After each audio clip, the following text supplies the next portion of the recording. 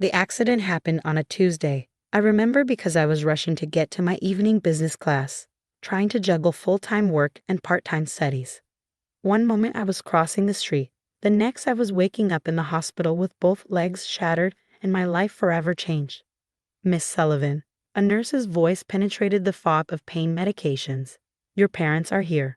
I turned my head, wincing at the movement, to see my mother and father standing in the doorway.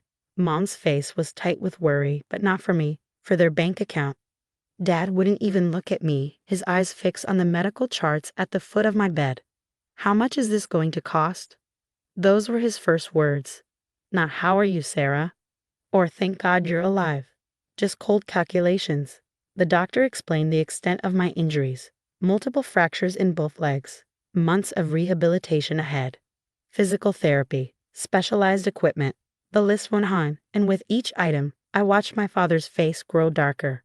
We can't afford this, he said finally, turning to me. The business is already struggling. Your brother's college tuition is due next month. Ah yes, my brother Michael.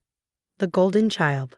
The one destined to take over Sullivan Manufacturing, our family's company. The one whose education couldn't possibly be compromised. But I tried to speak, my throat dry. My insurance.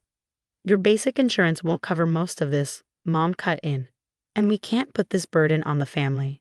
Not now. I stared at them, unable to believe what I was hearing. I'm your daughter. And Michael is our son, Dad snapped.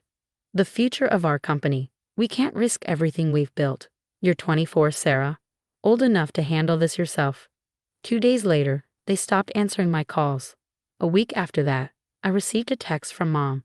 We've packed your things. Your apartment lease is paid through the month. We're sorry, but you need to figure this out on your own. Just like that, I was on my own. No family, no home, and medical bills piling up faster than I could count them. The only person who stood by me was my Aunt Claire, Mom's younger sister, who'd always been the black sheep of the family for choosing art over business. Move in with me, she said, visiting me in the hospital. I have plenty of space in my apartment above the gallery. I looked at her through tears. I can't ask you to take this on. You're not asking, I'm offering. She squeezed my hand. Besides, I could use help managing the gallery's accounts once you're back on your feet. That business degree of yours shouldn't go to waste. And so began my new life. The rehabilitation was brutal.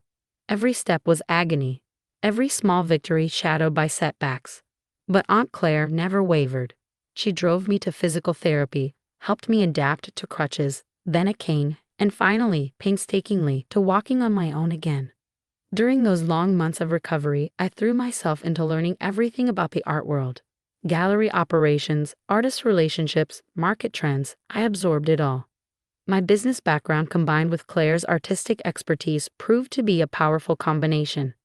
You have an eye for this, Claire said one evening as I pored over auction catalogs. You see both the art and the opportunity. She was right. Where others saw just beautiful paintings, I saw investment potential. When others focused on famous names, I spotted emerging talents with growing market value. Slowly, I started building connections in the art world, using my business acumen to help Claire's gallery thrive. A year after the accident, I launched our online platform, expanding the gallery's reach beyond our local market. 6 months later, we were handling private collections for some of the city's wealthiest families. The gallery transformed from a modest local venue to a respected name in the art world. Through it all, I heard nothing from my family. Michael graduated with honors, took his place at Sullivan Manufacturing, and got engaged to the daughter of another business family. I learned all this through social media, watching from a distance as life went on without me. Then came the day that changed everything again. I was in my office above the gallery, reviewing potential acquisitions for an upcoming show, when my phone buzzed with an unfamiliar number. Sarah Sullivan. A crisp professional voice asked. This is James Morton from Morton & Associates. I'm calling regarding Sullivan Manufacturing. I sat up straighter. I haven't been involved with Sullivan Manufacturing for years. Nevertheless, this matter concerns you directly. He paused. Are you aware that your grandfather's original company charter included a unique provision? No, I said slowly. I wasn't given access to any company documents. Well, it seems your father wasn't aware either. Until now. Another pause.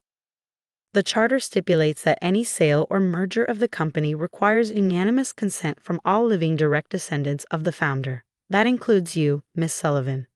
I gripped my phone tighter. What exactly are you saying? Sullivan Manufacturing is in negotiations for a $50 million buyout. The deal cannot proceed without your signature. Your father asked me to contact you about signing over your voting rights. I closed my eyes, memories flooding back. The hospital room. The coldness in Dad's voice. The text message from Mom. Years of silence. Miss Sullivan. Are you there? Yes, I said, opening my eyes. Please tell my father I'll need to review all the relevant documents before making any decisions. He can send them to my office at Claire Sullivan Gallery. Hi, of course. Though I believe your father hoped to resolve this quickly. I'm sure he did. I smiled, though the lawyer couldn't see it. But I've learned a lot about contracts and fine print over the past few years. I'll need time to review everything thoroughly. After hanging up, I sat back in my chair, looking out over the gallery below. The space was filled with paintings and sculptures worth millions. Pieces I had helped acquire and sell. I'd built something here, something valuable, without my family's help or approval. My phone buzzed again. This time it was a number I hadn't seen in 5 years. Dad. I let it ring. The next morning, a courier delivered a thick envelope of documents to the gallery. Inside was the merger agreement, along with a letter requesting my prompt attention to this urgent matter and a pre-signed release of voting rights. They even helpfully marked all the places where I needed to sign with little yellow tabs. Aunt Claire watched me spread the papers across my desk. Well, this is quite the twist of fate. Grandfather always was thorough, I said, scanning the original charter. I wonder if Dad ever actually read it completely. Knowing your father, he probably thought he knew everything he needed to know. Claire sighed, just like he thought he knew what was best for everyone else. I spent the next 3 days reviewing every detail of the merger. Sullivan Manufacturing, it turned out, was being sold to Global Tech Industries, a larger competitor. The reason for the urgency became clear. Global Tech's offer had a deadline. If the deal didn't close within 2 weeks, they'd walk away. My father called 6 more times. I let each call go to voicemail. His messages grew increasingly agitated. Sarah, be reasonable. This deal is crucial for the company's future. Your brother has worked hard to make this happen. Don't let personal feelings interfere with business. On the 4th day, my mother appeared at the gallery. We're closed for a private event, our receptionist told her. I'm here to see my daughter, Mom said, loud enough for her voice to carry upstairs. I walked to the railing and looked down at her. She seemed smaller somehow, less intimidating than I remembered. Her designer outfit and perfectly styled hair couldn't hide the worry lines around her eyes. Sarah, she called up, we need to talk. I nodded to the receptionist. It's okay, Lisa. She can come up. Mom's heels clicked on the stairs. She paused in my office doorway, taking in the space, the elegant furniture, the valuable artwork, the view of the gallery below. This is impressive, she said finally. Did you think I was living in poverty? I gestured to a chair. Please sit. She perched on the edge of the seat, clutching her handbag like a shield. Your father sent me. I assumed as much. I sat behind my desk. He's never been good at handling his own mistakes. Sarah, please. This merger is everything we've worked for. The company's future depends on it. The company's future, I repeated. You mean Michael's future? She flinched. That's not fair. Your brother has dedicated himself to the business, and I dedicated myself to recovering from near-fatal injuries. Alone. I kept my voice level. How is Michael, by the way? Still engaged to the venture capitalist's daughter. The wedding is in June, she paused. You could come. I laughed, though there was no humor in it. 5 years of silence, and now I'm suddenly invited to family events. How convenient. We made mistakes, she admitted. But this merger is bigger than our family issues. Global Tech's offer is extremely generous. Yes, I've reviewed the terms. I pulled out the documents. $50 million, plus executive positions for Dad and Michael in the new company structure. Very generous indeed. Then you understand why. Why you need my signature? I cut her off. Yes, I understand completely. What I don't understand is why I should help the people who abandoned me when I needed them most. Tears welled in her eyes. We thought we were doing the right thing. The business was struggling. Michael's education. Stop. I held up my hand. I don't want to hear about Michael's education again. You chose him over me. That's fine. But now you have to live with the consequences of that choice. What do you want? She asked quietly. Money? A position in the company? I stood up and walked to the window, looking down at the bustling gallery below. You really don't get it, do you? I built something here. Something valuable. Something mine. I don't need your money or your company. Then why won't you sign? I turned back to her.